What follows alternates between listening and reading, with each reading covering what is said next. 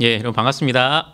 반갑습니다. 예, 뭐 얼굴을 또 볼 수 없는 운동원들이 많지만 여러분 한 달 동안 또 주님 안에서 잘 또 지냈을 거라고 생각이 되고, 여러분 이 시간에 우리 함께 우리 성경 공부를 진행하도록 하겠습니다. 여러분이 계속해서 신명기를 공부하고 있는 거 여러분 잘 알고 계실 것이고, 여러분 신명기는 모세 설교라 그랬습니다. 여러분 이것을 염두하면서 우린 계속해서 이 이야기를 접해야 되는 거예요. 모세가 마지막 지금 유언적인 설교를 사랑하는 백성들에게, 특별히 2세대들에게 지금 남기고 있는 것입니다. 그들이 누구예요? 그들은 율법을 받은 사람이 아니에요. 그들은 출애굽의 기적을 경험한 사람들이 아닙니다. 그러니까 체험적인 신앙이 아무래도 좀 부족한 자들이 바로 2세대들입니다. 이들에게 하나님이 베풀어 주신, 지금까지 이스라엘 백성들에게 베풀어 주신 하나님의 은혜를 먼저 상기시켰습니다. 그렇죠? 너가 누군지를 기억해야 된다. 너의 정체성이 누군지 알고 있지? 이스라엘 백성들은 출애굽의 구원을 경험한 사람들이야. 그러니까 너희들은 이제부터 하나님을 사랑해야 돼. 어떻게 사랑하라 그랬어요? 마음과 뜻과 정성과 힘을 다해서 사랑해야 됩니다. 그런데 여러분, 우리 사랑이란 단어는 참으로 이렇게 추상적인 개념이기도 하고, 사랑하는 게 뭐지? 여러분 성경에서 얘기하는 사랑은 뭐가 사랑이라 그랬어요? 하나님 저 사랑합니다. 물론 여러분 그 고백이, 여러분 우리의 마음이 진짜 진심으로 하나님을 사랑하는 마음이 있다면 하나님이 그 마음을 받으시지만, 구체적으로는 말씀 순종을 통해서 하나님을 사랑하고 있다는 것이 증명이 되고 증거가 되는 것입니다. 율법을 이야기하고 있습니다. 십계명을 이야기하고 있습니다. 여러분 그래서 우리는 율법? 따분한 거 그거 십계명? 아직도 십계명 이야기를 해? 그게 아닙니다. 여러분 하나님의 백성들이라고 한다. 그거는 여러분 칼빈은 율법의 제3용도라고도 얘기를 했는데, 물론 여러분 그것이 우리의 죄를 깨닫게 해서 그리스도께로 이끄는 그런 역할도 하지만, 믿는 사람들은 이제 그 구원에 여러분 이제 입각해서 이제 하나님의 뜻대로 살아가는 것입니다. 여러분 그래서 하나님의 명령을 순종해야 된다는 거, 그래서 하나님을 사랑하는 것을 보여야 된다는 것을 하나님께도 보이지만 불신 세상 앞에서도 보여야 된다는 거. 여러분 그래서 그들은 거룩한 제사장이고, 여러분 그런 제사장으로서의 역할들을 준 거잖아요. 제사장은 어떤 사람들이에요? 거룩한 삶을 살아갑니다. 그걸 통해서 세상 앞에 증거하는 사람들입니다. 여러분 지금 모세는 계속 여러분 이런 지금 마인드를 가지고, 마인드셋을 가지고, 이런 마음가짐을 가지고 이야기를 계속하고 있는 것이죠. 그래서 지난주에 같은 경우는 우리 지난달이죠. 오가는 믿음의 시험이었는데, 풍요의 시험들이 찾아오는데 어떻게 된다 그랬어요 그때? 하나님을 기억하고 하나님을 경외하고 그럼에도 불구하고 하나님을 섬겨야 된다는 것을 가르쳐 주었습니다. 여러분 고난 때만 우리에게 시험이 있는 게 아닙니다. 우리는 고난 때만 잘 통과하면 된다고 생각하는데, 여러분 그렇지 않습니다. 내 삶이 형통하게 순적하게 여러분 진행되고 있을 때, 그때도 우리는 하나님 신앙을 유지해야 된다는 것이죠. 하나님께 감사하고, 이게 내게 아니잖아요 여러분. 우리는 늘 청지기예요 여러분. 그거 기억해야 됩니다. 하나님이 주신 거를 우리가 이제 하나님의 뜻에 맞게 돌려드리고 사용하는 것이 우리의 삶이잖아요. 그렇죠? 그래서 풍요의 시험에 대해서도 이야기했었고, 또 언약 백성이지만 더더욱 말씀 순종의 삶을 살아가야 된다는 거. 물론 언약 백성은 여러분 아주 특권적이죠. 하나님의 언약 백성이면 하나님의 신실하신 사랑을 받아 누립니다. 비록 넘어져도 하나님이 포기하지 않는다는 거. 우리에게 복음으로 들리지만 우리는 거기에서 머무는 사람들이 아닙니다. 더 나아가서 그 감사에 기반해서 이제 하나님을 섬기는 자들이잖아요. 그렇죠? 이스라엘 백성들에게도 너희들은 하나님을 인정하면서도 또 그 말씀에 순종하는 삶을 살아가야 된다는 것을 더 나아가서 이야기했었죠. 육과에서는 은혜로 주어진 땅, 그렇죠? 가나안 땅은 너희 그 공의로움 때문에 받은 거 아니고 전적인 하나님의 은혜라는 것을 강조하고 있고, 또 여러분 금송아지 신을 모세가 시내 산에서 율법을 받으러 갔을 때 금송아지 신을 섬겼잖아요. 그렇죠? 아론을 비롯해서. 그때 어떤 일이 벌어집니까? 모세가 그때 어떤 일을 해요? 중지하는 역할들을 하잖아요. 그렇죠? 백성들을 사랑하는 마음 속에서, 하나님을 사랑하는 마음 속에서 그렇게 했지만, 여러분 그것은 구속론적으로 보자면, 구속사적으로 보자면 또 그리스도의 중보자 되심을 예표하는 모습이라 그랬습니다. 여러분 구약과 신약은, 구약도 계속해서 예수님을 오실 예수님을 이야기합니다.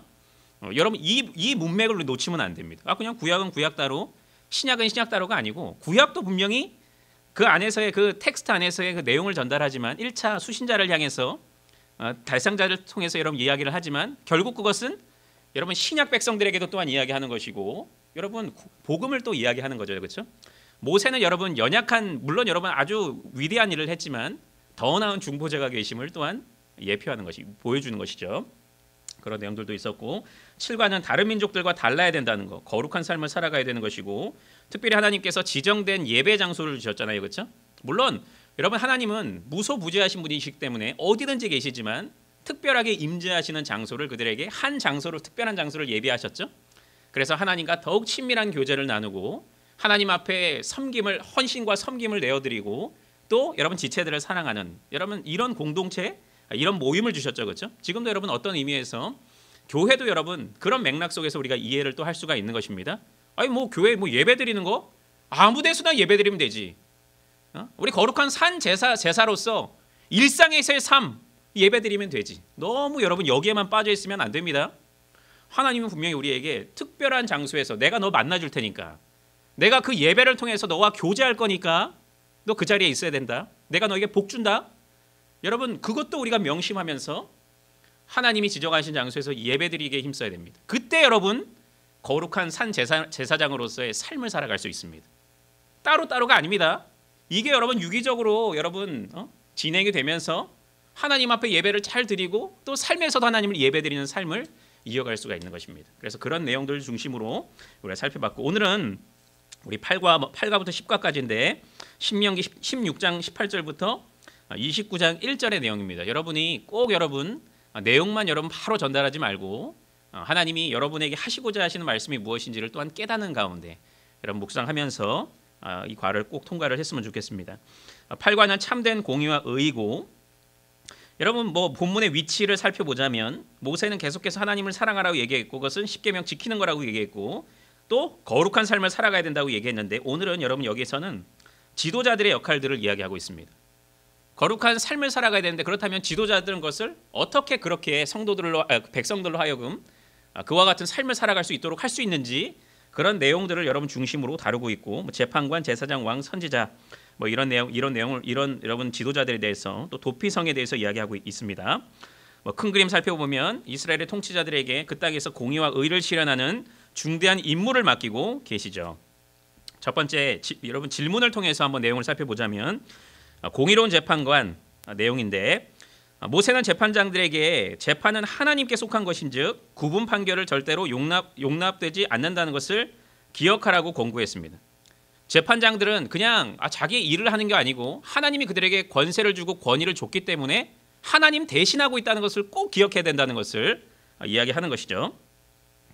여러분 그러면서 신명기 16장 18절 20절에서 모세는 어떤 관행이 공의를 저해할 수 있다고 경고했는가? 재판관들이 외모를 보는 그런 관행을 저지를 수 있다고 얘기했고 외모를 본다는 게 뭡니까? 사회적인 배경을 보고 신분에 따라서 판결을 내리는 것입니다. 좀 여러분 유능한 사람 같으면 좀 더 이렇게 더 그들에게 더 좋은 판결을 내리고 이러면 안 된다는 거죠, 그렇죠? 뇌물을 받지 않는 것이라고 얘기했습니다. 여러분 이게 바로 공의로운 재판관, 하나님께서 권세를 주신 재판관이 꼭 행해야 되는 모습이 바로 이런 모습. 여러분 이 시대의 위정자들에게도 우리가 좀 요구하고 기대할 수 있는 모습이 바로 이런 모습이죠, 그렇죠? 그때는 그때고 이때 아니고 지금도 여러분 외모를 보고 여러분 재판관이 여러분 그렇게 하면 안 되겠죠, 그렇죠? 내 편이기 때문에 아니면 더 여러분 잘 나가는 사람이기 때문에 그래서는 안 되겠죠, 그렇죠? 그리고 뇌물을 받고 이런 거 안 되는 것이죠, 그렇죠? 우리도 여러분 그래서 어떻게 되겠습니까? 우리도 위정자들을 위해서 기도할 때 그냥 제가 우리 웨스트민스터 신앙 고백서에서도 그런 내용들이 좀 등장을 하는데 우리는 위정자들을 위해서 기도할 때 그들의 저주를 퍼붓는 기도를 하면 안 됩니다. 어떤 사람 그런 사람이 있어요. 이 나라 망해야 되고 이 위정자들은 지금 당장 저주를 받아야 되고 그거 아닙니다, 여러분. 우리는 여러분 그들이 이와 같이 살아갈 수 있도록 지혜롭게 판단할 수 있도록 하나님 지혜를 주고 능력을 달라고 이런 기도를 하는 것이 우리의 모습입니다. 그래서 재판관은 이런 모습이고 우리 성도로서 우리 위정자들을 위해서 이런 기도를 올려드려야 된다는 것을 우리에게 보여주고 있습니다. 두 번째는 적법한 절차인데 정당한 법적 절차에 대해서 이야기하고 있습니다. 거짓 증인에 대해서 이야기를 하고 있는데 두 본문 이스라엘 사람들을 불의에서 보호하기 위한 어떤 보호 장치를 마련하는가? 거짓 증거자들로부터 피해를 받지 않을 수 있도록 뭘 얘기하고 있습니까? 뭐 어떤 얘기를 하냐면 보호 장치가 뭐였냐면 두세 사람의 증인이 있어야 된다는 것을 이야기하고 있습니다. 거짓 두세 사람이 많은 한 사람 혼자 하면 그걸 신빙성이 없을 수 있잖아요, 그렇죠? 두세 사람 이상. 그리고 거짓 증거를 하지 못하도록 증인이 먼저 만약에 그 형벌을 받게 된다면 먼저 돌을 칠 수 있도록 돌을 치도록. 여러분 증인이 그렇다면 그 끔찍한 일을 하는데 함부로 여러분 증인을 할 수 있겠습니까? 그럴 수 없다는 것이죠. 그러니까 이런 법적인 보호 장치를 마련해 두는 거예요. 사람을 보호하기 위해서 무고하게 사람이 죽지 않을 수 있도록 그런 하나님께서 그런 보호 장치를 했었고, 두 번째는 거짓 증언임이 밝혀지면 피고가 그 거짓 증언으로 인해서 받게 될 형벌을 거짓 증인이 받게 되는 거예요. 내가 거짓 증거하면 이 사람이 사형을 받게 돼요. 그러면 거기에 맞는 사형을 받게 된다는 것이죠. 그러면 여러분 함부로 거짓 증거할 수 있겠습니까? 그렇지 않습니다. 하나님이 이렇게 여러분 이 사회를, 이 이스라엘 공동체를 조화롭고 안정스럽게 운영시키기 위해서 이와 같이 사회 보호 장치들을 하나님이 마련하셨다는 것이죠. 우리는 여러분들 그런 것들을 기억해야 됩니다. 우리는 너무 막 특별 은혜, 특별 은총 이런 은혜들만 너무 생각해가지고 하나님이 우리를 구원했습니다. 아멘. 여기만 너무 끝나는 경향이 있는데 하나님은 이 땅도 사랑하십니다. 이 땅에서의 삶을 하나님이 귀하게 여기십니다. 모든 우리만 구원받은 사람들만 또 사랑하는 것도 아니고, 물론 우리를 특별하게 사랑하지만 실상 여러분 당신의 형상으로 지음받은 사람들도 사랑합니다. 이 사회가 안정스럽게 여러분 흘러가기를 원하신다는 것이죠. 이런 보호장치 속에서 하나님이 이와 같은 일들을 하십니다. 하나님의 마음에 합한 이제 왕에 대해서 얘기하는데 여기서는 특별히 유혹에 대해서 이야기합니다. 왕이 어떤 유혹에 직면할 것이며 모세는 거기에 대해서 어떤 해결책을 제시합니까? 유혹은 뭐냐면 이기적인 목적으로 군사력과 재산과 아내를 늘리려고 하는 그런 유혹을 받게 될 것이다, 이것이죠. 아무래도 왕이라면 모든 거 다 가지고 있으니까 자기 유익을 위해서 다 취하려고 한다는 것입니다. 해결책은 무엇입니까? 뭐라고 얘기하냐면 이렇게 얘기합니다. 본문에 나옵니다. 본문의 내용을 여러분 살펴보면 되는데, 율법서를 평생에 자기 옆에 두고 읽어 그의 하나님 여호와 경외하기를 배우고 이 율법의 모든 말과 이 규례를 지켜 행할 것이라 그랬습니다. 여러분 유혹을 극복하는 비결이 뭐라 그랬어요? 하나님의 말씀입니다. 하나님 말씀 앞에 자기를 여러분 딱 세워놨을 때 여러분 함부로 행할 수가 없죠. 그렇죠? 하나님이 어떤 분이신지 알게 된다면, 공의로우신 하나님을 알게 된다면 함부로 할 수 있겠습니까? 그럴 수가 없죠. 여러분 하나님을 경외하게 되고 그분의 뜻을 깨닫게 되어서 유혹을 물리치게 된다는 것입니다. 여러분 우리는 어떻게 세상의 유혹을 물리칩니까? 하나님을 배울 때 알 수 있습니다.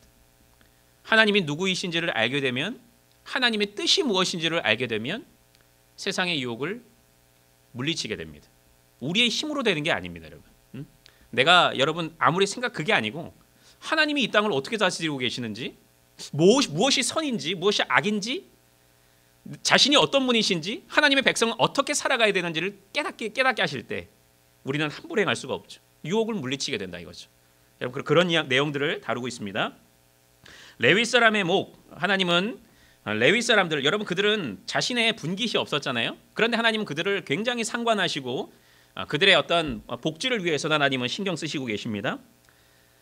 그 이유가 관심이 많으신 이유가 뭡니까? 하나님이 그들에게 아무런 땅이 주어지지 않았기 때문에, 1차적인 이유는 또 그들은 모든 지파를 대신해서 하나님을 섬기는 백성들이기 때문에 그렇습니다.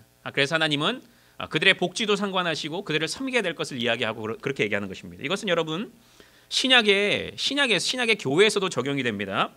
여러분 교회는 사역자들을 부양할 책임을 갖게 된다는 것을 가르치고 있습니다.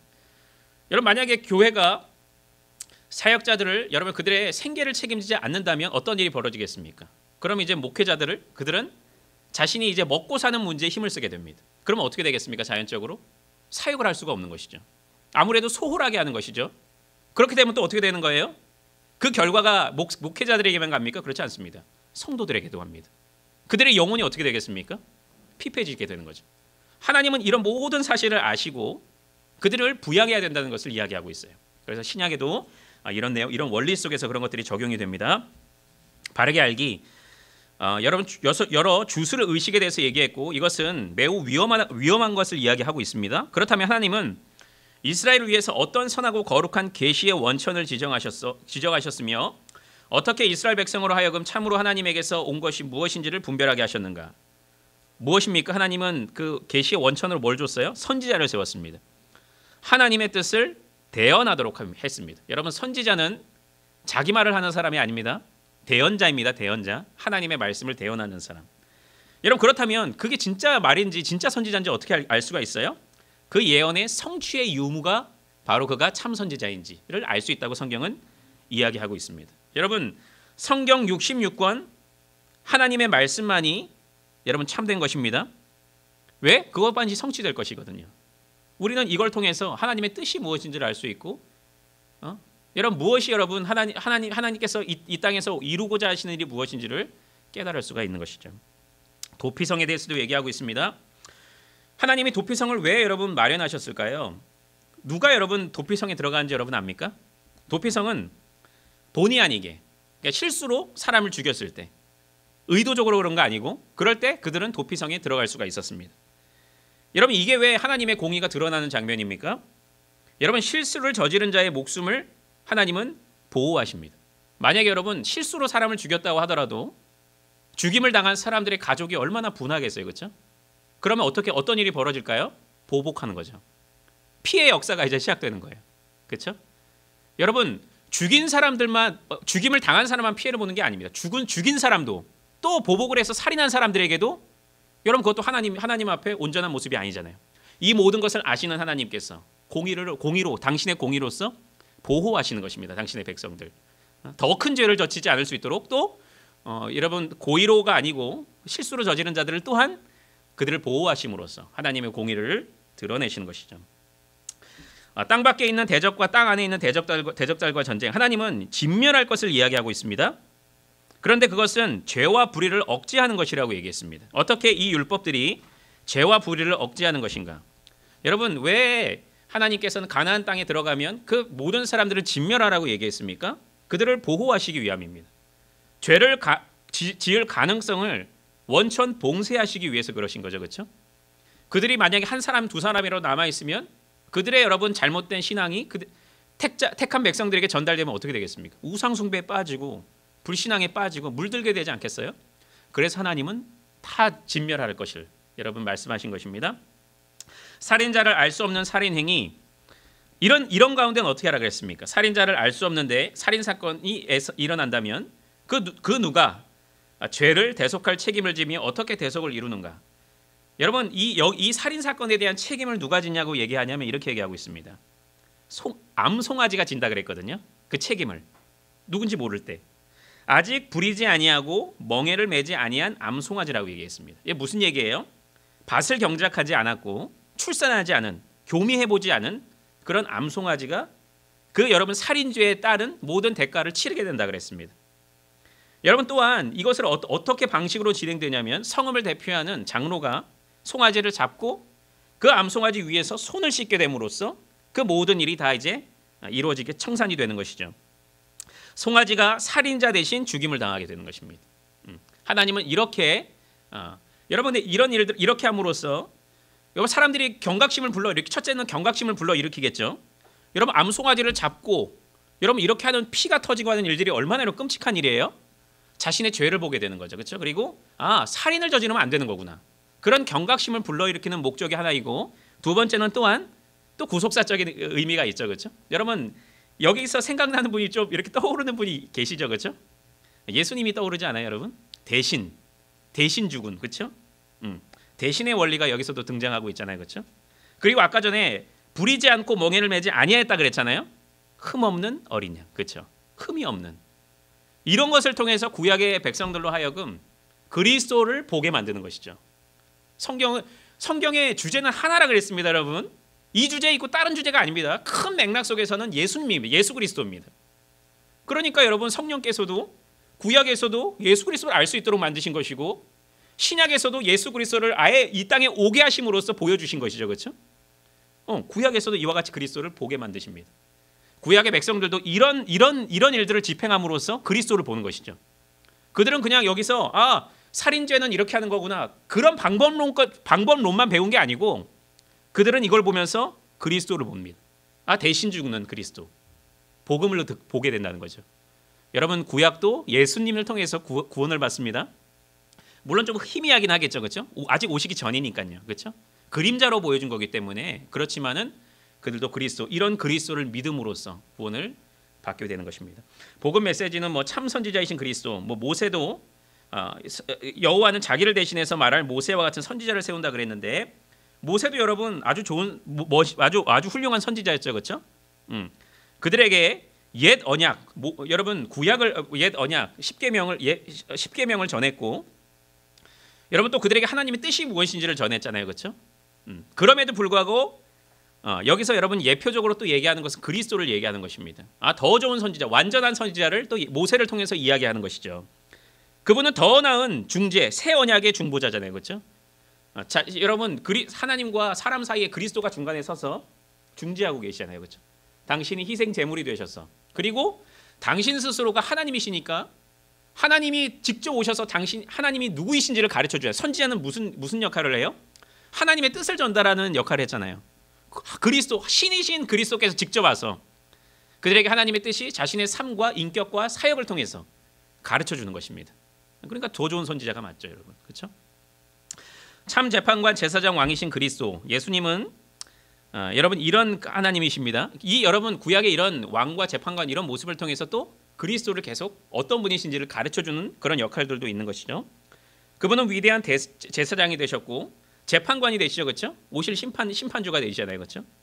그리고 왕이신 그리스도, 교회를 다스리고 온 세상을 다스리시는 그리스도 아니에요, 여러분? 그런 그리스도의 모습이 있다는 것이죠.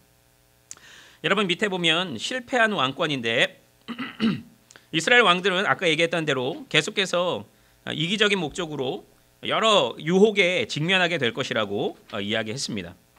여러분 그리고 그 결과 그들은 종이 아니라 다른 나라의 왕들과 같이 착취자가 될 것이라고 얘기했습니다. 그러므로 우리는 오직 여호와만이 생명의 원천이기 때문에 헛된 우상을 우리의 소망으로 삼는 것에 현혹되어서는 결코 안 되는 것이죠. 자기 이익이 아니고 하나님께 소망을 두면서 살아야 된다는 것을 또 우리에게 교훈을 주고 있습니다.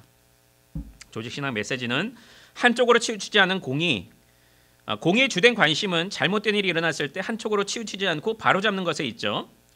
그런데 한 사람은 자신이 받아 마땅한 것 이상의 처벌을 받지 않습니다. 아까 전에 이야기했었죠, 그렇죠? 하나님께서는 공의를 베풀긴 하시는데 그들에게 여러분 너무 그들이 여러분 처참하게 죽임을 당하지 않을 수 있도록 하나님은 또 하시는 분이십니다. 왜? 여러분 하나님께서는 공의로우신 하나님이시기 때문에 그들의 아까 전에 얘기했었죠, 그렇죠? 공의로우신 하나님, 그들을 보호하시고 여러분 그런 역할들이 있다고 했었죠, 아까 전에. 그런 내용들을 아까 살펴보면 되겠습니다. 아까 어디였었죠?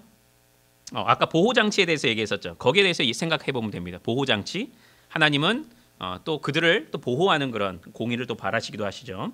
이스라엘 중에서 악을 제한다 그랬습니다.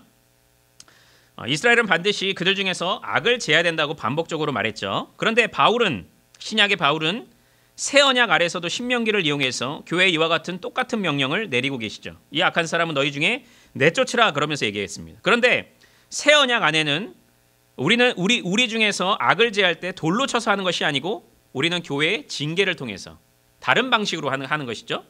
그리고 여러분 그 징계의 목적이 뭐예요? 죄인들의 회복입니다. 여러분 이스라엘의 악을 제하기 위해서 하나님은 이런 방식을 사용하셨고 신약에서는 여러분 징계라는 수단, 우리 권징을 하잖아요, 그렇죠? 치리를 하고 그런 수단을 통해서. 그런데 밑에 죄인의 회복, 여러분 이게 참 중요합니다. 권징의 목적이 뭐예요? 물론 많은 사람들에게 경각심을 불러일으키는 것도 있겠지만 여러분 권징을 하는 목적은 권징받은 사람을 회복시키기 위함입니다. 우리는 이걸 늘 기억해야 돼. 교회는 늘 받은 사람한테 손가락질을 하고 있는 게 아니에요. 그 사람이 회복되도록 우리는 기도를 해야 됩니다. 이게 권징의 목적입니다. 그래서 결국 그들이 하나님의 백성으로서의 삶을 이제 돌이켜서 살아갈 수 있도록 이걸 여러분 하던 것이 목적이에요. 그래서 구약도 그렇고 신약도 그렇고 어쨌든 그런 목적 속에서 이런 일들이 진행되고 있다는 것을 우리는 기억해야 될 것입니다. 구가하겠습니다. 삶의 모든 영역에서 본문의 위치 10계명을 얘기하고 있고 5계명에서부터 10계명을 이야기합니다. 그런데 하나님께서는 이 계명을 이야기할 때 그냥 좁은 의미로만 얘기하는 거 아니고 10계명 큰 그림 속에서 더 그 확장되는 의미 속에서 그것을 적용시키고 있습니다. 그 내용이 어떤 내용을 살펴볼 텐데 이와 같은 방식으로 예수님 우리가 마음에 품는 생각이 살인이나 음행에 포함되지 않는다고 생각하는 것에 맞선다. 여러분 예수님께서도 율법을 확장해서 적용시키셨죠, 그렇죠? 여러분 진짜 간음한 것만 간음한 게 아니고 마음의 음욕을 품으면 간음이라 그랬잖아요, 그렇죠? 마음의 죄까지 확장시켰습니다. 여러분 그리고 살인하는 거, 직접 죽인 것뿐만 아니고 그 사람을 미워하는 것 자체가 살인이라고 했잖아요, 그렇죠? 십계명 확장적으로 적용되는, 우리의 마음의 죄까지 분명히 연결된다는 거, 더 깊숙이 들어가면 그런 내용들도 다루고 있습니다. 하나님의 율법은 삶의 모든 영역에서 우리를 다스리고 있습니다. 큰 그림, 모세는 하나님을 사랑하고 이웃을 사랑하는 것이 특정한 사랑에 어떻게 적용되는지 예를 들어 보여줌으로써 하나님의 계명을 의롭고 신실하게 적용하는 법을 가르칩니다. 결혼과 이혼에 대해서 이야기하는데, 전쟁에서 붙잡힌 여인, 강간, 음행, 이혼, 이런 여러분 어려움을 겪고 있는 이런 소외된 자, 연약한 자들에 대해서 이야기하고 있는데, 고대 이스라엘 사회에서 여성들은 자기 힘으로 살아갈 기회가 거의 없었다는 사실을 고려할 때 어떻게 하나님은 율법들로 그들을 보호하셨습니까? 하나님이 어떻게 약자들을 상관하시냐면, 포로된 여인한테 뭐라고 얘기했냐면, 여러분 아내로 취하기로 결정했으면, 포로된 여인을 한 남자가 자신의 아내로 취하기로 결정했으면 그 여인을 함부로 취급하면 안 되고 노예로 취급하면 안 되고 정당한 대우를 해줘야 된다는 것을 법적으로 율법으로 가르쳐줬다는 것이죠. 또한 여러분 순간적인 정욕으로 인해서 아내를 삼고 그녀에게 또 실증을 느껴서 오히려 그녀를 여러분 거짓 증거를 합니다. 뭐라고 얘기하냐면, 그녀가 처녀가 아니라고 거짓 비방을 하면서 그녀와 이혼하려고 했을 때, 이렇게 구체적으로 이야기를 하고 있습니다. 그럴 때 어떡하냐? 은 100세겔 벌금을 내야 된다. 이걸 누구한테? 그녀의 아버지에게. 왜? 그녀의 명예, 그녀의 아버지의 명예까지 실추했기 때문에 그와 같이 해야 된다고 얘기했습니다. 또 그녀를 버려서 절대 안 되고 평생 같이 살아야 된다고 이야기하고 있습니다. 여러분 하나님이 이렇게 당신의 백성들을 이렇게 여러분 삶을 이렇게 모든 삶의 영역을 이렇게 간섭하고 계시는 거죠. 사회 질서를 하나님이 유지시켜 나가고 계십니다. 하나님은 성실함에 대해서 이야기하는데, 우리의 의무를 회피하려는 유혹에 대해서 얘기하고 있고, 율법들은 어떻게 우리에게 성실할 것을 요구하고 있습니까? 또 뭐라고 얘기하냐면, 두 아내가 있고 한 사람은 사랑하는 아내입니다. 다른 여자는 미워하는 아내입니다. 그런데 미워하는 아내의 아들이 장자입니다. 그때 그 장자권을 너 사랑하는 여자의 아들한테 주면 안 되고, 법에 따라서 장자, 미워하는 아내라고 할지라도 그 장자에게 줘야 될 것을 이야기하고 있습니다. 정욕대로 하는 거 아니고 율법대로 순종해야 된다는 것을 가르쳐주고 있고, 그래서 그 질서를 유지해야 된다는 것을, 하나님의 공의를 세워야 된다는 것을 이야기하고 있습니다. 저 서원을 이행해야 된다는 거 또 얘기하고 있고, 손해가 예상되더라도 하나님을 경외해야 된다는 것을 이야기하고 있는 것이죠, 그렇죠? 또 여러 내용이 있는데 우선 여기만 살펴보도록 하겠습니다. 또 하나만 더 얘기하면 공정한 저울추를 이야기하고 있습니다. 정직한 매매를 해야 된다는 것을 이야기하고 있습니다. 부당한 이익을 취해서는 안 된다는 것을 얘기하고 있습니다. 그들의 모든 삶을 이렇게 간섭하시는 겁니다. 하나님은 율법을 통해서 간섭하는 것입니다. 여러분 이게 그들에게 짐이 됐나요? 짐이 됐을까요, 여러분? 생각해 보면 아닙니다, 여러분. 오히려 진짜 자유자로서 살아갈 수 있는, 더 하나님의 사람으로서 살아갈 수 있는 오히려 행복입니다. 이게 그들에게. 만약에 이것이 주어지지 않았더라면 그들은 자신의 정욕을 쫓아 살아갔을 거 아니에요. 그럼 그 사회는, 그 가정, 자신과 가정과 그 사회는 어떻게 됩니까? 무너지는 것이죠. 여러분, 율법은 우리를 위해서 하나님이 주신 것입니다. 하나님은 여러분을 족쇄에 매고 나서 한번 자라나 보자 이게 아닙니다. 율법을 주시고, 그렇지, 내가 너 사랑하지? 너 사랑 속에서 너에게 줬어. 이거 잘 순종하다 보면 하나님의 은혜를 체험하고 하나님과 긴밀히 교제하고 너의 삶이 더 영적으로, 물질적으로 더 부유해질 거야. 여러분 그것을 우리에게 이야기하고 있는 게 사실 율법입니다. 우리는 이런 여러분 하나님의 마음을 읽어가면서 율법을 바라봐야 됩니다. 물론 여러분 불신자들로 하여금은 신자들에게도 죄를 경각시키는 역할들도 하죠. 율법은 너 이렇게 끔찍한 죄는 죽음이야. 너 그러니까 그리스도를 붙잡아야지. 이렇게까지 가게끔 하지만, 몽학 선생으로서 그렇게 하지만 하나님은 또 그 율법을 이런 마음으로 또 우리에게 주십니다. 가증스러운 죄, 하나님의 목적은 너희 중에서 악을 제하는 것이다. 이 죄들은 어떤 점에서 그렇게 가증스러운가? 가증스러운 죄를 하나 얘기하는데 두 가지를 얘기하는데, 첫 번째는 뭐였냐면 부모의 말을 순종하지 않는 겁니다. 그들에게는 뭐라고 얘기했냐면 징계하신다 그랬습니다. 그 징계를 또 순종하지 않으면 그들에게는 또 죽임을 당하게 된다 그랬거든요. 여러분 왜 이것이 가증한 죄예요? 여러분 왜 부모님께 순종하지 않는 게 왜 가증한 죄입니까? 하나님이 싫어하시는 죄입니까? 어떻게 생각하십니까? 여러분 잘 부모님 앞에 순종하고 계십니까? 저는 손 못 들 것 같아요. 지금도 여러분 나이가 지금 40이 거의 다 돼가고 있는데 아직도 여러분 부모님에게 순종하지 못하는 모습들이 있습니다. 왜 이게 가증해요? 여러분 하나님이 권세를 주신 분이 누구예요? 사람. 하나님이 부모에게 권세를 줬습니다. 내가 부모에게 순종하면 누구의 권세에 순종하는 거예요? 단순히 부모가 아니고 하나님의 권세에 순종하는 거예요. 여러분 또 이렇게 부모와 자식의 관계, 이 위계 질서를 주심으로써 우리로 하여금 하나님과 우리의 그 관계를 또 생각하게 하시는 것이죠. 권세 앞에 복종하게 하는 것을 통해서 하나님 앞에 복종할 수 있는 존재가 될 수 있도록 하나님이 하시는 거예요. 우리의 복을 위해서. 근데 어쨌든 그와 같은 죄는 가증한 죄입니다. 여러분 또한 유괴범에 대해서 또 이야기하고 있거든요. 하나님은 여러분 이게 왜 가증한 죄입니까? 하나님의 형상으로 창조된 고귀한 인권을 유린하는 행동이기 때문에 그렇습니다. 여러분 우리는 모든 사람을 아주 귀하게 볼 수 있어야 됩니다. 여러분 코로나 사태 속에서도 우리 교회는 괜찮으니까, 내가 괜찮으니까, 이게 아닙니다. 우리의 시선은 어디까지 가야 돼요? 온 세계로 퍼져나가야 됩니다. 온 세계로 퍼져나가되 그냥 교회들에게만 퍼져나가는 것이 아니고 불신자들에게, 모든 세상. 왜? 하나님의 형상으로 지은 존귀한 존재잖아요. 우리의 마음이 그렇게 넓어야 돼요, 실상. 응? 하나님의 형상. 근데 우리는 그러지 못한 경우 얼마나 많습니까? 교회에서는 모든 사람들에게 아주 상냥한 사람입니다. 그런데 내 옆에 있는 이웃에게, 불신 이웃에게는 지옥 갈 사람. 여러분 이렇게 혹시 생각하는 사람 있지 않아요, 혹시? 그렇기 때문에 세상에선 대충 살아가고 여기서는 마치 그렇지 않다는 거죠. 그곳에서도 하나님은 형상으로 지은 존귀한 존재라는 거. 그래서 낙태와 뭐 이런 문제 거기서 그러면서 인권을 다루는 겁니다. 왜 북한 사람들이 그렇게 여러분 억압을 당하는 게 왜 우리에게 힘든 문제예요? 왜 우리에게 의분을 일으켜야 되는 문제입니까? 하나님의 형상이 짓밟히고 있잖아요, 여러분. 그러니까 당연히 우리는 하나님 앞에 호소하고, 여러분 그 정권이 속히 하나님의 여러분 그 심판을 받을 수 있도록 그렇게 우리는 또 기도하는 거 아니겠습니까, 여러분? 우리는 그런 좀 넓은 시야를 가지고 있는 게 그리스도. 그래야지 여러분 세상에서도 빛과 소금으로 살아가죠, 여러분. 그런 사람 아닌 사람들은 교회만 머뭅니다. 그런 사람들은 이런 세상을 바라보는 시각이 없기 때문에 그 늘 시선이 교회만 머물러 있습니다. 그럴 수가 없습니다. 우리 모든 세상으로 향해서 우리 눈이 퍼져 있어야 됩니다. 어쨌든 뭐 내용이 좀 길어졌지만 형벌을 가하더라도 존엄성을 지켜준다 그랬습니다. 아까 이것도 존엄성에 대해서 이야기하는데 뭐라고 얘기하냐면 죄인의 시신, 나무 사형틀에 매달돼 그런 여러분 율법이 있지만 밤새도록은 하지 말고 당일 장사를 치르겠습니다. 또 태형을 집행합니다. 막 때리죠, 그렇죠? 때리는 거 있죠, 여러분. 지금은 태형이 없지만 옛날에는 막 때립니다. 막 죄에 따라서 살인죄면 뭐 때리고. 그런데 여러분 40대를 넘지 않도록 40대 미만으로 법을 정했습니다. 뭐 얘기하는 거겠습니까, 여기서?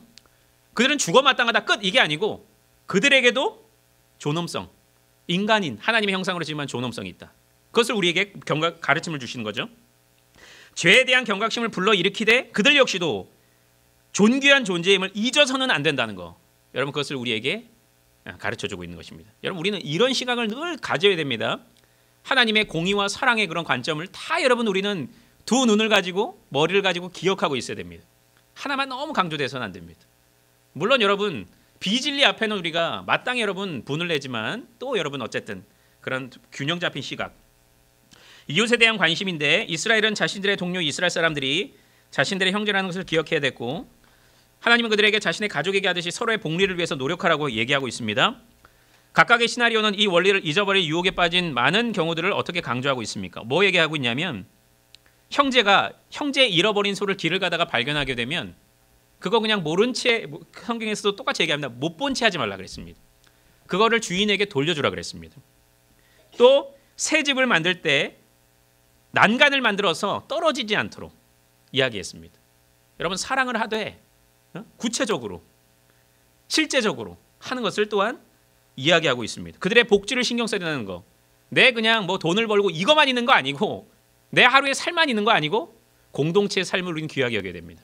내 지체의 삶을 귀하게 여겨야 된다는 것을 이야기하고 있어요. 법적으로 하나님이 그래서 그와 같이 할 수 있도록 하기 위해서 하나님이 이와 같이 하는 것이죠. 또 맷돌을 전당 잡지 말라 그랬습니다.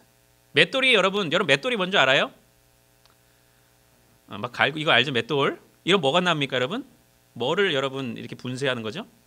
콩 같은 거 그렇죠? 콩국수 여러분 그런 것도 나도 그런 세대 아니지만 저 맷돌 세대 아닙니다. 이거 몰라 나도 봐서 아는 거야 나도 뭐 민속촌 이런 거 보서 아는 겁니다 저도.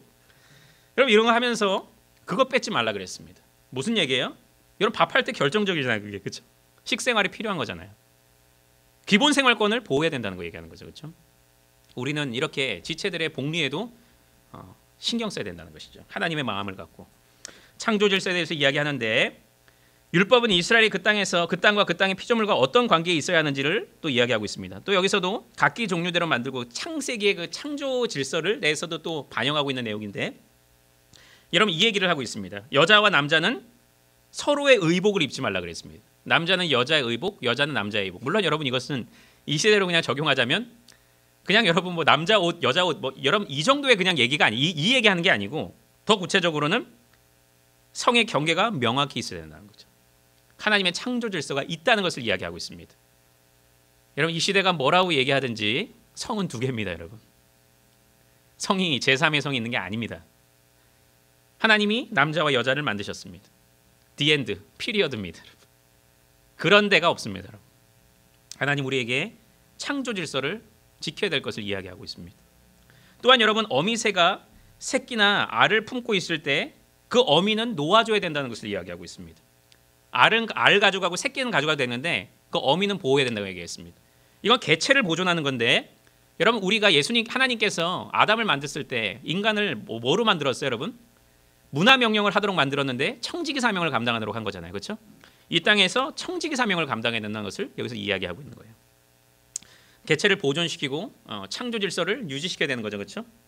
또한 포도원에 두 종자를 섞어 뿌리지 말라 그랬습니다. 창조하신 그대로를 유지하라고 하는 건데 여러분 이것도 개체를 보존하는 거 뭐 그런 거지만 또 여기서는 또 어떤 영적인이라고 표현을 한다면 여호와 신앙만을 소유하고 발휘해야 된다는 것을 또한 이야기한다고 우리는 또 좀 생각해 볼 수가 있습니다. 여러분 타협하는 믿음, 뭐 섞어 있는 믿음 이게 아니고 그렇지? WCC나 뭐 아니면 뭐 그냥 종교 혼합주의 우리의 마음도 나뉘면 안 되고 하나님 한 분만의 마음에 품어야 된다는 거. 여러분 이런 이야기를 또 하고 있는 거죠, 그렇죠? 그런 것도 한번 생각해 볼 수 있겠습니다. 또 소외된 사람들을 돌보는데 율법들은 누구를 보호하고 하나님 그들에게 어떻게 공급하시는가? 소외되고 가난한 자들에 대해서 얘기하고 있고 어떻게 보호합니까 그들을? 첫 번째는 서로를 돌보게 하심으로써 보호합니다. 하나님이 직접 나가서 이게 아니고 서로를 통해서 보호하시는 것입니다. 여러분 우리 역할들이 중요합니다. 여러분 교회는 여러분 혼자 사는 공동체가 아닙니다. 내 믿음 좋은데 뭐 그게 아닙니다, 여러분. 우리는 하나님 앞에 한 신부라고 제가 얘기했죠. 한 신부입니다. 하나님이 우리를 봤을 때 개개인도 보지만 우리 교회 공동체로서도 봅니다. 내 옆에 있는 지체가 괴로워하고 있습니다. 그런데 나는 웃고 있습니다. 나는 내 신앙이 좋다고 해서 내가 하나님 앞에 은혜를 받았다고 해서 그럼 하나님이 어떻게 보고 계시겠습니까? 여러분을 보면서 막 기뻐하는 게 아니고 그 지체는 왜 안 돌아보냐 이거죠. 하나님이 이런 관심으로 보고 계십니다. 우리 한 지체이기 때문에. 지체가 그렇잖아요, 여러분. 내가 손가락이 비었는데 나는 기분 좋습니까? 그냥? 아니잖아요. 이 고통이 나에게 분명히 있는 거잖아요, 여러분. 하나님은 그렇게 지체들을 서로 간에 돌보게 하심으로써 소외된 사람을 돌보십니다. 여러분 또한 불의한 자를 또 처형시킴으로써 하나님이 그렇게 합니다. 공의로 하나님이 하신다는 거죠, 그렇죠? 그런 역할들이 있고 후손 옛 언약에서 약속의 땅에서의 재산은 아버지에게서 아들에게도 되물림되고 아들들은 또한 계보에서 아버지의 이름으로 일컬어지고 이런 방식으로 자녀들이 아버지와 함께하고 아버지는 그의 자녀들을 통해 계속 존재한다. 우리는 그리스도를 통해 주어지는 영생의 구약 성경적 그림자를 본다. 이런 배경은 이 율법의 관심사에서 무엇을 분명하게 알려주는가? 좀 어려운데요. 질문 자체가 어렵잖아요, 그렇죠? 그런데 여러분 이것은 본문 말씀 뭘 얘기하냐면 여러분 계대 결혼 알죠? 수혼제도라고 얘기하는데 여러분 형제 아내가 죽었습니다. 근데 자식이 없이 죽었어요. 그럼 법적으로 어떻게 하게끔 돼 있었어요? 그렇죠. 형제의 친척 중에 형제 중에 한 명이 그 아내를 결혼함으로써 자식을 낳게끔 만들었죠. 그렇죠. 이게 수혼제도잖아요. 그렇죠. 여러분 이것은 첫 번째로는 가족의 이름과 1차적인 목적은 가족의 이름과 재산을 보호하는 거겠죠. 그리고 과부의 불행을 방지하는 거죠. 혼자 남았으면 이 당시에는 얼마나 힘들었겠습니까? 그렇죠? 아무데나 나가서 일하고 이런 게 아니잖아요. 그때 당시에는.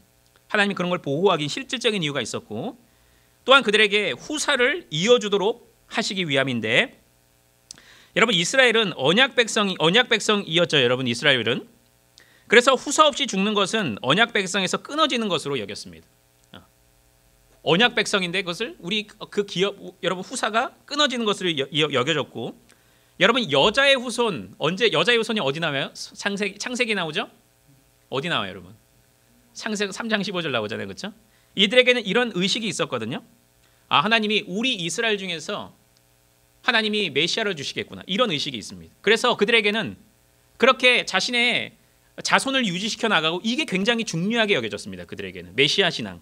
아, 그치, 하나님이 우리를 통해서 올 수 있겠다, 그런 소망 가운데 있었거든요. 또한 여러분 이것은 천국 기업을 누린다는 것을 또한 그들에게 소망하게 했습니다. 여러분 이들이 가나안 땅에 들어가면 기업을 누리는 것처럼 여러분 그들이 나중에 이제 저 천국에서 새 하늘과 새 땅에서 누리게 될 기업, 그것을 우리가 유지하게 된다, 천국을 우리가 소망하게 된다. 여러분 이런 더 큰 그림 안에서의 어떤 그런 내용들이 있습니다. 그래서 그들은 이런 내용들이 여러분 관심사에 다 담겨 있다는 것을 우리는 기억해야 될 것입니다. 구속받은 행위, 여러분 애굽의 속박에서 이스라엘을 구원하셨다는 진술이 십계명에 순종하라는 촉구보다 먼저 나온 것을 우리는 보았죠, 그렇죠? 여러분 십계명 서문이 있다는 것을 우리는 기억하고 십계명을 봐야 된다 그랬어요. 바로 그냥 십계명 들어가는 게 아닙니다. 내가 너 구원한 하나님이다, 이거 먼저 보고 얘기해야 됩니다. 이스라엘 반드시 그들의 밭에서 마지막 남은 포도, 감람 또는 곡식단을 추수하지 말고 나그네 고와 과부를 위해서 이삭을 남겨두어야 했다. 이와 같이 이웃사랑을 실천해야 되는 거죠. 복음의 원리죠, 그렇죠? 여러분 우리가 은혜를 받았으니까 그와 같이 섬기는 것입니다. 그냥 명령을 내렸기 때문에 그게 아니고 그들이 더 이상 또한 노예로 속박되지 않을 수 있도록, 여러분 그들은 영적으로 보면 그들은 해방받은 민족이잖아요, 그렇죠? 출애굽의 해방을 경험한 민족이잖아요. 그래서 그들로 하여금 다시 노예 상태에 빠지지 않을 수 있도록 여러분 우리는 신경을 써야 되는 것입니다. 여러분 그런 또 의미로서 또 이야기하고 있습니다. 이혼과 새로운 시작. 신명기 24장 보면 이혼한 여성이 다른 남성과 결혼하는 경우를 다루고 있죠. 전 남편에게 돌아가는 것을 여호와 앞에 가증한 것이라고 얘기하고 있습니다. 이 율법은 하나님과 이스라엘의 관계에서 대대적으로 다시 나타나고 있습니다. 신랑이신 하나님은 신부인 이스라엘과 시내에서 결혼하셨다, 결혼이라고 표현하고 있습니다. 언약을 맺으신 거죠. 시내에 언약을 맺었잖아요. 그런데 그들은 어떻게 했어요? 영적으로 간음했잖아요, 그렇죠? 뭡니까? 금송아지를 만들므로써 하나님은 이에 대한 의로운 반응으로 그들을 포로로 추방하심으로써 자기 백성과 이혼하셨다. 여러분 이것을 해결할 수 있는 길이 뭐예요? 해결할 수 있는 길은 뭐밖에 없습니까? 우리가 다시 율법에 잘 순종하면 됩니까? 아닙니다. 이스라엘은 나중에도 보면 이때만 실패한 게 아니고 내 하나님 잘 섬기겠습니다 해놓고 계속 실패합니다. 여러분 이 해결책이 뭐였어요? 그리스도입니다. 그리스도. 여러분 우리에게 가르쳐주는 게 뭐예요? 여러분 그들이 여러분 하나님 앞에 영적 간음했던 우리가 하나님과의 다시 관계를 맺고 여러분 그분의 신부로서 살아갈 수 있는 비결, 그리스도가 이 땅에 오셔서 대속사역을 이루시고 여러분 우리를 자녀 삼으실 뿐만 아니고 그리스도의 신부로 다시 삼아 주셨잖아요, 그렇죠? 여러분 우리의 실패, 우리 날마다 실패하잖아요, 그렇죠? 우리가 그 죄의 형벌에 여러분 우리가 빠지지 않고 죽임을 당하지 않고 영적으로 죽었지만 다시 살아날 수 있는 비결이 뭐예요, 여러분? 그리스도잖아요, 그렇죠? 그런 내용들을 다루고 있는 것이죠. 올바른 예배, 레위인들이 분명히 말할 듯이 질병, 육체적 흠, 죽은 것과의 접촉에서 자유로운 사람들만이 정하게 여겨질 수 있고 예배하기에 합당하다고 얘기하고 있습니다. 구약 성경에서 하나님의 언약궤는 하나님이 이 땅에서 시작하시는 새 창조의 모형이다. 하나님은 온전한 사람들만 접근하게 하셔서 부활의 때에 우리의 몸을 어떻게 치유하고 회복시킬 것을 보여주신다. 여러분 당시에 여러분 하나님 앞에 나아갈 수 있는 제물, 아니면 여러분 하나님 앞에 나아갈 수 있는 사람들은 거룩하고 흠이 없어야 됐잖아요, 그렇죠? 제사장도 그래야 됐고 여러분 제물도 그렇게 됐잖아요. 언약궤가 뭐예요, 여러분? 언약궤. 제사장이 언약궤에 들어가잖아요, 그렇죠? 지성소에 들어가잖아요. 어떤 사람이 들어갈 수 있어요? 거룩한 사람, 그렇죠? 지성소는 여러분 언약궤는 무슨 의미를 담고 있어요? 하나님의 임재, 그렇죠? 여러분 이게 우리에게 메시지를 보여주고 있다는 거죠. 여러분 새 하늘과 새 땅에서는 온전하게 된 사람이 하나님과 하나님의 임재 속에서 거하게 된다는 것을 예표적으로 보여주는 것입니다.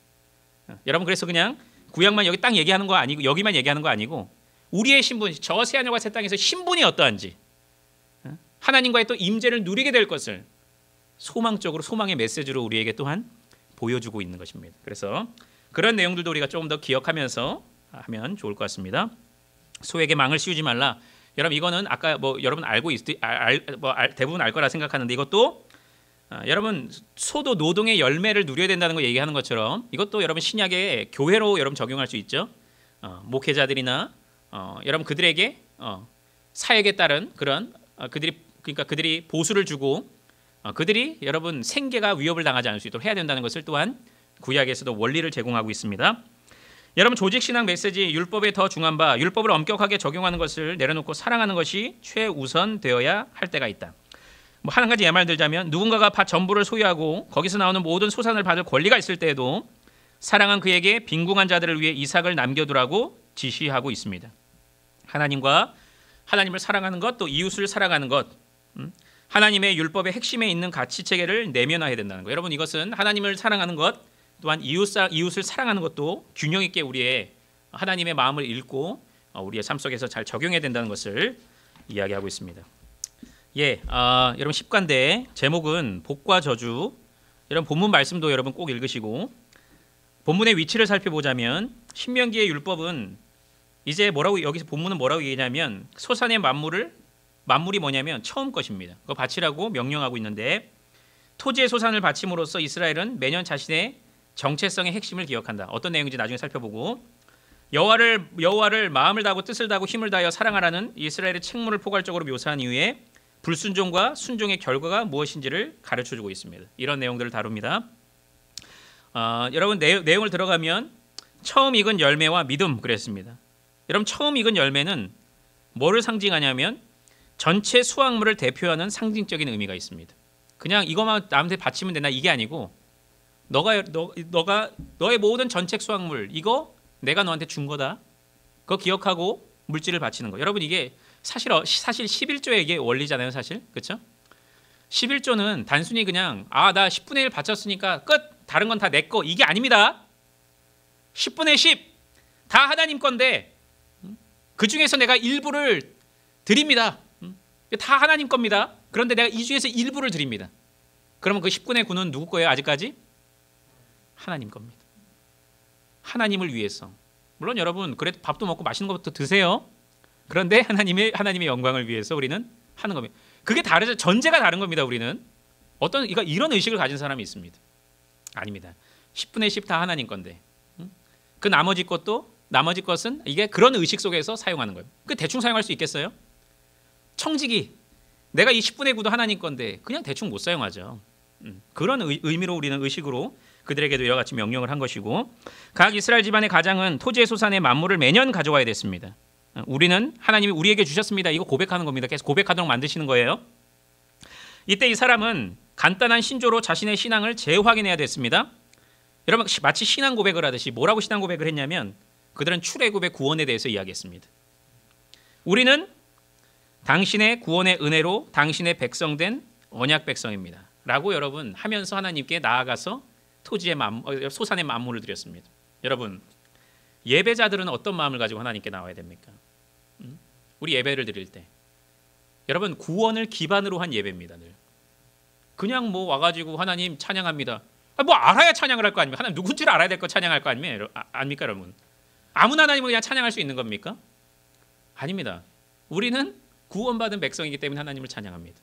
당신의 자녀임을 알고 찬양하고 여러분 우리는 구원을 기반으로 찬양하는 겁니다.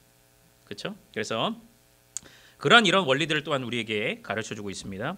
11조에 대해서 이야기하고 있고 매 3년 끝에 11조를 중앙성소에 가져가지 않고 그들의 성읍에 저축해 분깃이나 기업이 없는 사람들, 불쌍한 사람들에게 그것을 줬습니다. 이스라엘이 인색하지 않으면 복이 온다고 말씀하고 있습니다. 어떻게 이런 복의 모습이 이스라엘이 이 계명을 지키기 위한 믿음을 갖도록 도와주는가? 뭐라고 얘기했냐면 너 그렇게 하면 내 하나님 여호와께서 내 손으로 하는 범사에 내게 복을 준다 그랬습니다. 그들에게 그러면서 동기부여를 주시는 것이죠. 여러분 이렇게 말씀을 순종하고 하나님의 능력과 약속을 신뢰하는 자들은 하나님의 은혜를 풍성히 맛보게 되게 되는 것이죠. 이웃에게 줄 때 여러분 어떤 마음으로 줍니까? 얼마나 아까울 수 있잖아요. 그렇죠? 내 건데. 어떤 마음으로 하는 거예요? 하나님 내가 이거 주더라도 하나님 다시 저 채워줄 거 압니다. 이거 제 거 아니잖아요. 하나님. 이거 제가 그냥 거저 받은 거 여러분 이거 그냥 주는 거잖아요. 하나님 앞에 그런 믿음을 고백하고 그렇게 하라고 했으니까 말씀에 순종하는 자들. 내가 불이익이 내가 오늘 하루에 한 달 동안의 재정이 예상이 되지만 촉박하겠네. 그럼에도 불구하고 하나님께 내어드리는 거. 여러분 그런 자들에게 하나님이 은혜를 맛보게 한다는 거죠. 여러분 신약으로 적용하자면 단순히 그냥 우리에게 너 그냥 네 삶만 형통해 줄게. 물론 여러분 하나님이 그렇게도 하시지만 더 이런 큰 그림 안에서 우리는 영적으로 그런 은혜를 받게 되고 신령한 은혜를 받게 된다고 우리는 여겨야 되는 거죠. 그렇죠? 하나님과의 더 긴밀한 교제를 살아가고 만족하며 살아가고 하나님을 더 긴밀하게 교제하며 여러분 살아가고 찬양하며 살아가는 이 모든 것들을 하나님이 누리게 하신다는 것이죠. 여러분 그런 또 이야기를 원리를 이야기하고 있습니다. 언약 체결. 언약은 신랑과 신부 결혼식에서 혼인 서약하는 거랑 비슷하다고 얘기합니다. 이스라엘은 시내에서 하나님이 이스라엘을 자기 백성이라고 선언하면서 그들에게 율법을 주셨을 때 그렇게 했고 여호와께서 말씀하신 모든 것을 우리가 준행한다고 그들은 또한 화답을 했습니다. 신랑과 신부가 이렇게 서로 화답한 것이죠. 이제 모세는 이스라엘 백성이 모압 평지에서 서약을 갱신했다는 것을 또 기록하고 있습니다. 언약을 새롭게 하는 이 행위에서 각 당사자가 무엇을 선언합니까? 여러분 언약은 반드시 당사자가 있습니다. 여러분 쌍무적인 관계입니다. 언약은 늘 그렇습니다. 여러분 예를 들어서 한 가지 행위 언약만 보자면 어떻게 합니까? 하나님만 있고 그거 예전에 그렇죠? 율법 있고 하나님의 아담이 있고 하나님이 있잖아요, 그렇죠? 영생을 줄 것을 이야기하고 한 사람은 내가 행위 언약 그 선악과를 따먹지 않을 것을 이야기하고 그러면 조건과 거기에 따른 결과가 있는 것입니다. 여러분 여기에서도 그와 같이 그것을 이야기하는데 백성은 뭐라고 얘기합니까? 뭐라고 서원을 합니까? 마음을 다하고 뜻을 다하여 율법을 내가 지킬 거고 하나님을 인정할 것이라고 이야기하고 있습니다. 여러분 여기서 인정한다는 게 뭘까요? 뭘 인정하는 걸까요? 그분이 유일하신 참 하나님이 되신다는 것을 인정하는 겁니다. 여러분 가나안 땅이 얼마나 이방 우상들이 득실득실한 곳이에요? 그런 의미가 있습니다. 여러분 참 하나님 혼자 유일하신 하나님이십니다. 신명기에서는 이 의미가 있습니다. 그래서 그런 것을 인정한다는 거고 하나님은 그렇다면 뭐라고 얘기합니까? 너희들을 나의 보배로운 백성이 되게 한다 그랬습니다. 또 모든 민족 위에 뛰어나게 한다 그랬습니다. 또한 당신의 성민이 되도록 하신다 그랬습니다. 특별한 소유로 삼아준다는 거죠. 그렇죠? 거룩한 백성으로 삼아주시겠다는 약속을 하고 계시는 것이죠. 여러분 은밀한 범죄에 대한 저주 얘기해 보면 모세는 이제 이스라엘이 가나안 땅에 들어가서 언약 의식을 행하는 것을 내다보고 있습니다. 1절 8절에 설명되어 있는 의식의 절차는 율법의 모든 말씀, 돌에 기록하고 제단 쌓고 번제하고 먹으며 즐기는 것. 여러분 이런 것은 가나안 땅에서 이스라엘의 삶의 분위기가 어떨 것이라는 것을 우리에게 보여줍니까? 여러분 이것은 말씀을 순종하고 하나님을 예배하고 하나님 앞에 헌신하고 사랑과 교제를 나누는 이런 모습을 얘기하는 거잖아요. 여러분 이것은 하나님을 말하자면 하나님을 사랑하고 이웃을 사랑하는 그런 공동체의 모습을 우리에게 보여주는 거겠죠. 그렇죠? 우리가 추구해야 되는 모습이 바로 이런 공동체죠. 그렇죠? 교회는 이런 곳이 되어야 됩니다, 여러분. 하나님을 사랑해야 되고 진심으로 그 기반 속에서 이웃을 사랑합니다. 하나님을 사랑하는데 이웃은 사랑하지 않는다? 그건 여러분 반쪽짜리 신앙입니다. 하나님을 사랑하면 여러분 하나님을 이웃을 사랑할 수밖에 없습니다. 그들이 존귀하게 여겨질 수밖에 없습니다. 그런 이야기들을 하고 있습니다. 여러분 9절부터 26절에서 선언된 저주는 은밀하게 행해져서 아마도 사람의 법정에서는 밝혀지지 않을 범죄를 다룹니다. 이 엄숙한 저주는 아무도 발견하지 못하는 죄에는 아무 결과가 따르지 않는다는 거짓말을 어떻게 반박하고 있습니까? 근데 은밀히 하면 아무도 모를 거야. 이거 어떻게 반박하고 있습니까? 아니다. 저주를 받게 될 것이다 라고 분명히 이야기하고 있습니다. 여러분 왜 사람들은 모르는데 하나님이 이와 같은 판결을 내리실 수 있으십니까? 여러분 하나님은 전지하신 분이시잖아요. 하나님은 공의로우신 하나님이시잖아요. 그렇죠? 여러분 우리는 신앙을 할 때 하나님이 우리에게 뭘 줬다 여기에 여러분 신앙이 우리의 기반을 두는 거 아니고 하나님의 어떠하심에 우리의 기반을 두는 겁니다. 그럴 때 여러분 우리의 삶이 하나님 앞에 코람데오의 삶을 살아갈 수가 진짜 있다니까요. 안 줬으면 그냥 하나님 원망하고 이게 아니고 하나님의 어떠하심, 신실하심. 그러니까 고통 중에서도 하나님을 찬양할 수 있는 거죠. 여러분의 신앙이 하나님이 여러분이 뭐 줬는지 안 줬는지 여러분 기반 두지 말고 하나님의 어떠하심에 여러분 기반 두시길 바랍니다. 그분이 공의롭고 전지전능하고 사랑이 많고 신실한 분이고 언약의 신실한 분. 그럴 때 여러분 그 가운데 우리의 삶을 여러분 적응하며 나아가는 겁니다. 그럴 때 만족하고 감사하고 찬양할 수 있습니다. 코로나 현실 속에서도 그럴 수 있습니다, 여러분. 하나님이 어떠하심을 알고 있으면. 여러분 그게 꼭 기억하시고, 복에 대해서 이야기하는데 복의 목록, 삶의 어떤 영역을 다루는가? 이 복들은 하나님이 그런 삶의 영역에서 일하실 수 있는 선한 방법들에 대해서 무엇을 말하는가? 여러분 모든 영역에 대해서 이야기하고 있습니다. 삶의 전 영역, 특별히 개인과 가정과 민족적인 복을 다 이야기하고 있습니다. 여러분 하나님께서 율법을 주심은 아까도 얘기했지만 복을 주시기 위함입니다. 복에 대해서 이야기하는데 내 율법 너 주는 거 복 주려고 주는 거야 너한테. 하나님과 동행하며 살아갈 수 있도록 주는 거다. 창조받은 사람답게 살 수 있도록 그 본분에 맞게 살 수 있도록 너 주는 거야. 여러분 그렇게 주시는 거죠. 저주 얘기하는데 저주는 어떤 식으로 점점 강도를 높여가면서 1절 14절에 열거된 복 목록이 상실되는 것을 설명하는가? 언약의 가장 중요하고 최종적인 저주는 무엇인가? 여러분 그들이 하나님의 말씀을 순종하지 않고 우상 숭배하고 했을 때, 불의를 저질렀을 때 하나님이 저주를 준다 그랬는데 여호와께 63절에는 뭐라고 얘기하냐면 여호와께서 너희를 망하게 하시고 멸하기를 기뻐한다 그랬습니다. 저주에 대해서. 그들이 또 64절, 68절에서는 어떻게 된다 그랬냐면 흩어지게 된다 그랬고 노예가 된다 그랬고 다른 신을 섬기게 되고 평안함이 없다 그랬습니다. 여러분 이것은 사실 이스라엘 백성들 역사 속에서도 이루어지죠. 아수르의 멸망을 당하게 되고 바벨론으로부터 멸망을 당하게 되고 나중에는 AD 70년에는 로마로부터 유다 땅을 여러 멸망당하는 그런 일이 벌어지잖아요. 그렇죠? 여러분 이런 일들이 벌어집니다. 언약의 끊김을 최종적인 저주는 뭐예요, 여러분? 언약에서 끊기는 거죠, 여러분. 그것보다 여러분 저주가 어디 있습니까? 그렇습니다. 여러분 창세기 17장 6절 8절을 읽으라. 신명기 28장의 복은 하나님에게 주어진 아브라함에게 주어진 약속의 성취를 어떻게 묘사하며 신명기 28장의 저주는 아브라함에게 주어진 약속의 제거를 어떻게 묘사하는가? 여러분 하나님이 창세기 17장에서 아브라함에게 무슨 약속을 합니까?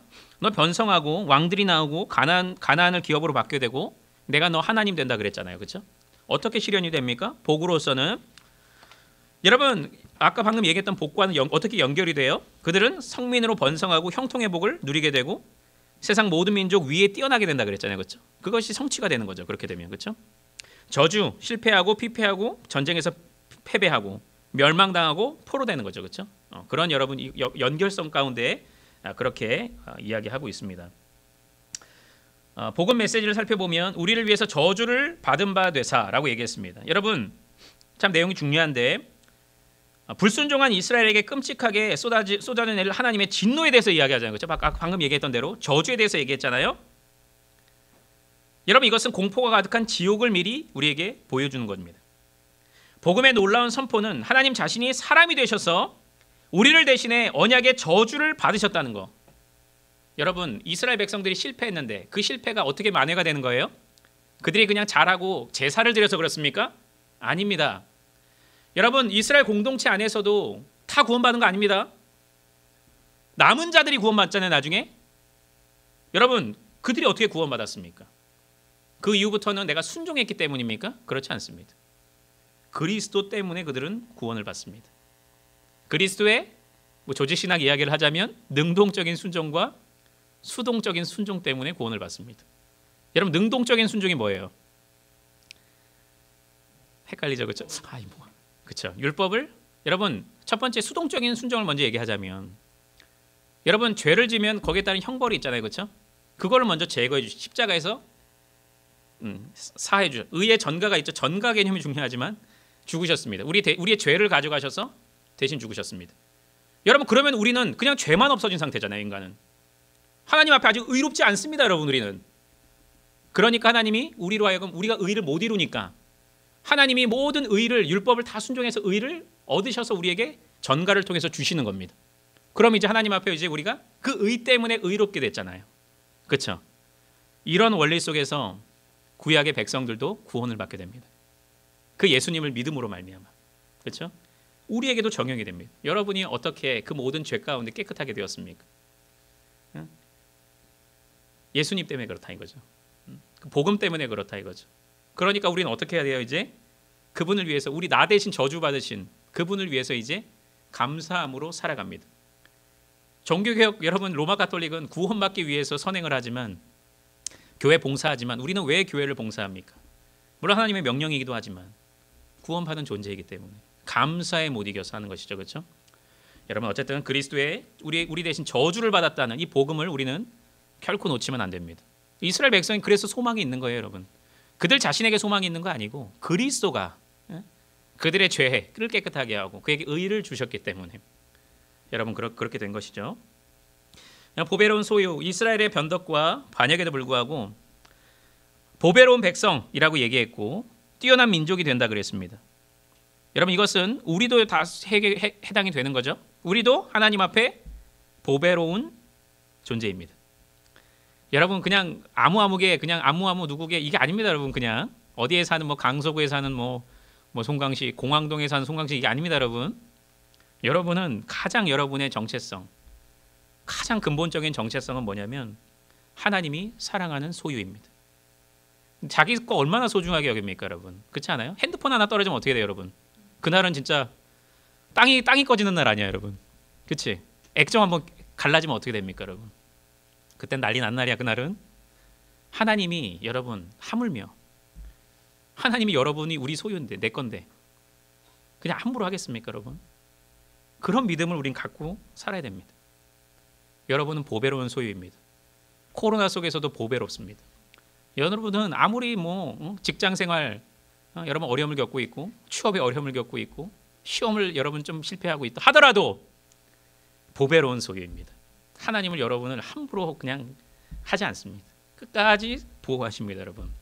이스라엘 백성들에게 그와 같은 지금 우리도 여러분 신약의 백성들에게도 그와 같은 메시지를 주고 계십니다.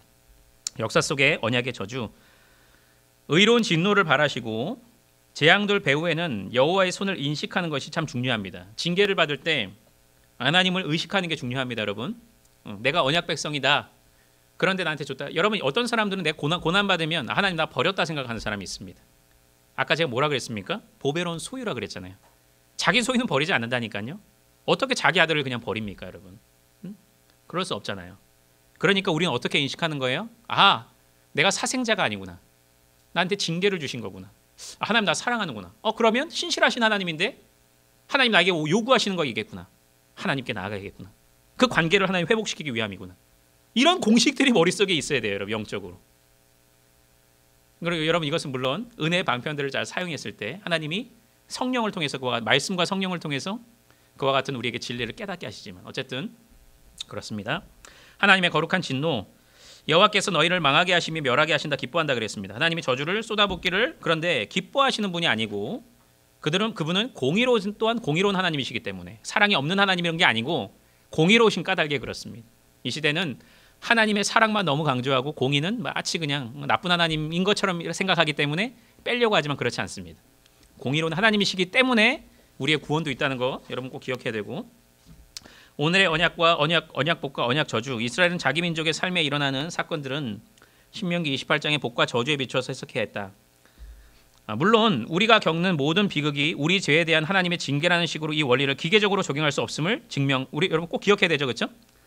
여러분 어떤 사람들은 이번에 코로나가 났을 때 중국에서 우한에서 발생됐죠, 그렇죠? 중국이 저주받았다 그랬습니다, 그냥. 이렇게 무조건 공식화해서는 안 되죠. 욥도 그랬죠, 그렇죠? 욥의 친구들도 너 죄 졌으니까 분명히 그렇게 된 거야. 그렇게 공식화할 수는 없습니다. 그럼에도 불구하고 하나님의 원리는 분명히 있죠. 불순종하는 사람들에게 여러분, 순종하는 사람들에게 하나님의 은혜가 임하고 이런 기본 원리도 있는 것입니다. 이걸 그냥 또 간과해서는 또 안 되죠. 그런데 새 언약 안에서는 어떠한가? 그 고난의 개념에 대해서 어떻게 생각하냐 이거죠. 고난은 여러분 우리는 그냥 고난이면 하나님 앞에 저주받고 이게 아닙니다. 새 언약 안에서는 그렇죠?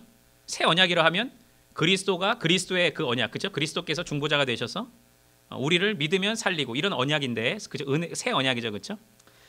여러분 이럴 때 고난이 단순히 우리에게는 그냥 고난이 단순히 하나님의 저주입니까? 그렇지 않죠, 그렇죠? 오히려 우리는 예수님과 함께 우리가 십자가에 못 박히고 그런즉 그와 함께 사는 거고. 그분께서 우리가 고난을 받으니까 우리도 고난 받잖아요, 그렇죠? 그 고난 개념을 그리스도와 더불어서 고난을 받는 개념으로 우리는 또한 이해할 필요가 있습니다. 여러분 그래서 그냥 고난을 무조건 피하는 게 좋은 게 아니다. 저는 그 얘기를 하는 겁니다. 무조건 고난은 저주이기 때문에 피해야 된다. 이게 아닙니다, 여러분. 오히려 고난은 그러니까 물론 주를 위해서 살아가는 사람들에게 해당되는 거죠, 그렇죠? 여러분 이것은 오히려 진정한 복의 상속자임을 표시하는 것입니다. 여러분의 손에, 몸에 여러분 영적인 상처가 있습니까, 여러분? 이런 주를 위해서 섬기는 것 때문에 여러분에게 거기에 따른 대가를 여러분 좀 치르고 있습니까? SFC로 살아가면서 거기에 따라서 여러분 불이익을 보는 게 있습니까, 여러분 좀? 그러면 여러분 뭐라고 얘기하는 거예요? 너는 그러면 복의 상속자다. 그 고난이 오히려 너가 하나님의 자녀라는 증거가 된다. 그 얘기를 하는 것입니다. 이런 개념들도 우리가 꼭 기억해 봐야 할 것입니다. 예, 뭐 신조는 아까 우리 살펴본 내용들이니까 여러분 기억하시고, 내용이 좀 복잡하기도 하고 여러 우리가 다뤄야 될 주제들도 많고 하지만 하나하나가 이게 하나님의 말씀이니까 여러분 꼭 여러분 그런 메시지를 기억하고 여러분이 열심히 좀 공부하고 해서 우리 캠퍼스 모임이 조금 이렇게 좀 이렇게 풍요롭고 좀 풍성할 수 있도록, 그래서 모든 운동원들이 함께 이 어려운 시대 가운데 또 위로를 얻고 또 다시 한번 각성하고 좀 그런 계기가 될 수 있도록 여러분 그렇게 좀 해주시기